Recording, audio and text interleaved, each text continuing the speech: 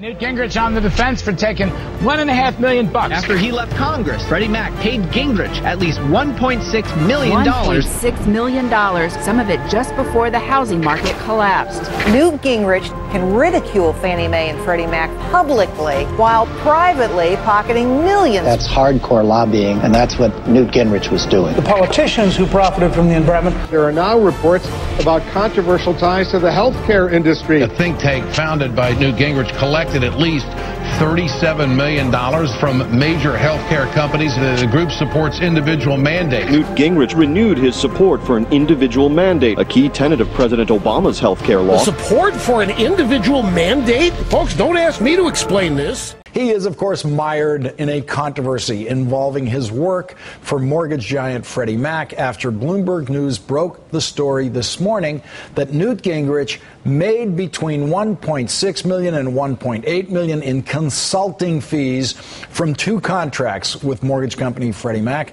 between 1999 and 2007. At the CNBC debate last week, Gingrich was asked about a portion of that money.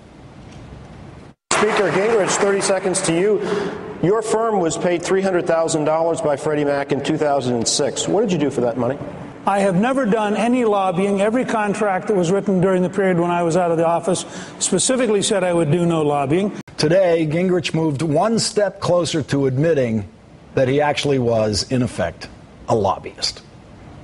Is the 1.6 million figure correct? I don't know. We're going back to check. It sounds like a whole lot more than just being a historian, though. Well, look, I was Speaker of the House and a strategic advisor.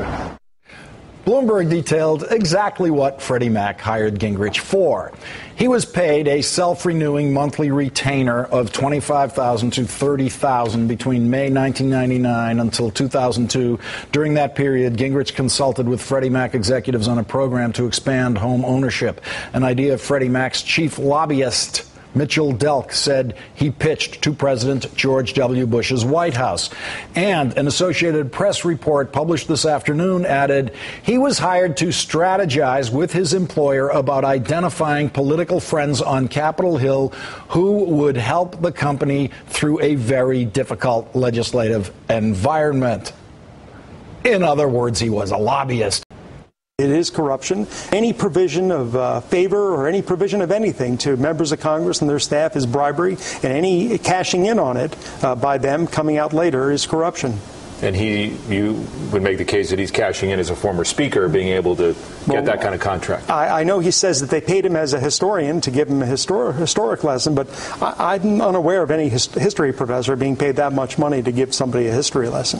In Washington, these kind of revolving accounts of $30,000 a month are paid to lobbyists. That is exactly how they're paid. And it's a totally corrupt practice. Everybody knows about it. And more than that, I mean, what I think is so funny is a lot of times they don't do a whole lot to earn that money. What they are doing is they are buying essentially the endorsement, the imprimatur of someone. They are essentially getting someone who's powerful and well-connected on their good side. And this was something Freddie Mac knew how to do very well. I mean, Rahm Emanuel was on their board. They were very good at sort of, cultivating these relationships. And Republicans for so long have delighted in calling attention to the corrupt connections between Democrats and Fannie Mae and Freddie Mac, because to them, it's this perfect sort of ideological story about how the government created the housing bubble. And here we turn around and here's Mr. ideologically pure Newt Gingrich, the seer who sees all, who's essentially on the take with this same enterprise.